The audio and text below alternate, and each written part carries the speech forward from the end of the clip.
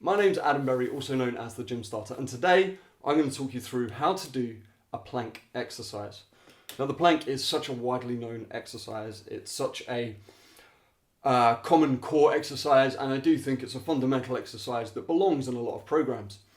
That being said, a lot of people might struggle with it, or a lot of people find it very difficult to do for lower back issues, or obviously if females are pregnant and things like that.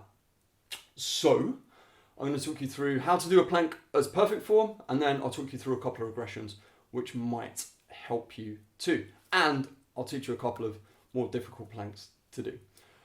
The plank is an isometric exercise, which means we're sustaining one position for a period of time. That period of time could be denoted by your plan that you're on.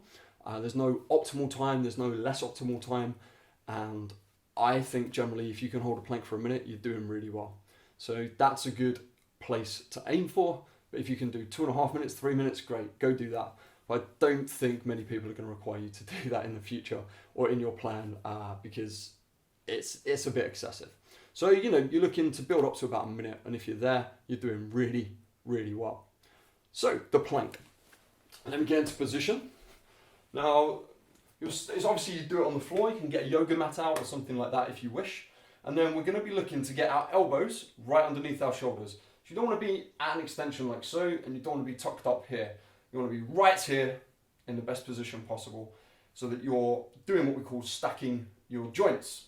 So we're stacking the elbow underneath the shoulder. And when we stack a joint, we're going to be in a much stronger, more stable position, which hopefully it'll help us sustain the position for longer. So I'm going to make sure my elbows are right underneath my shoulders, and then I'm just going to come up like so.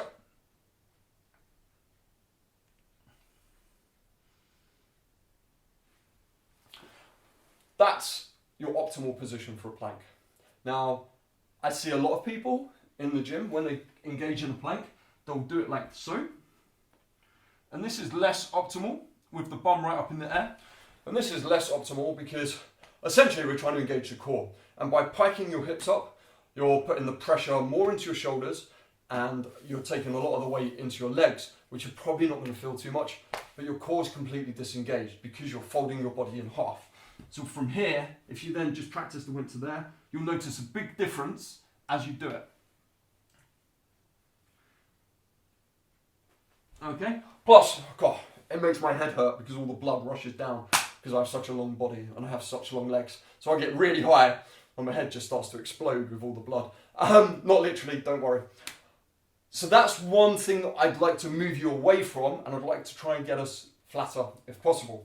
Now, another common error I see with the plank would be a sink into the hips, like so, and people thinking that they're in a good, strong position here. Obviously, you want to get the hips up so that our back is as level as possible, our hips are as level with our shoulders, and our heels are level there.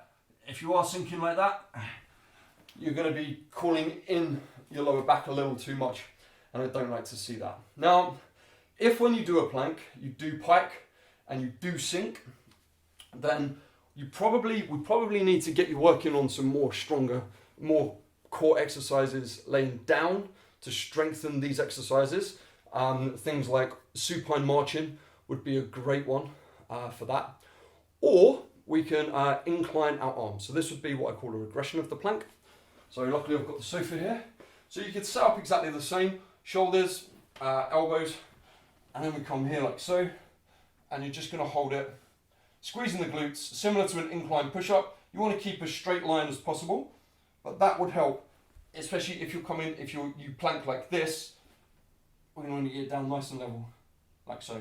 And if you're a sinker, then you really need to work on strengthening the glutes and strengthening the abs, again, with an exercise like supine marching in order to avoid that.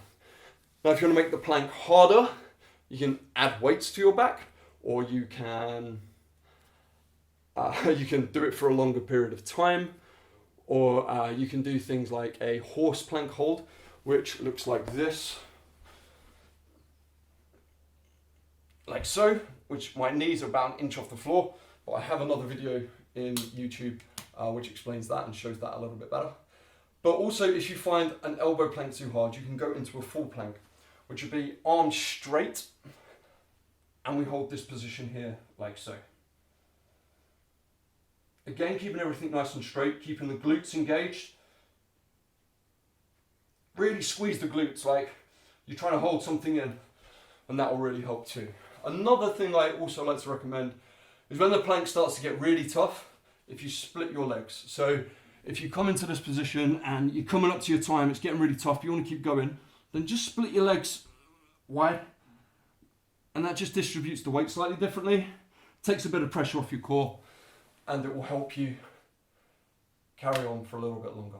Right, I hope you've enjoyed this tutorial video. That's it from me. Peace, love, and protein. High fives and positive vibes.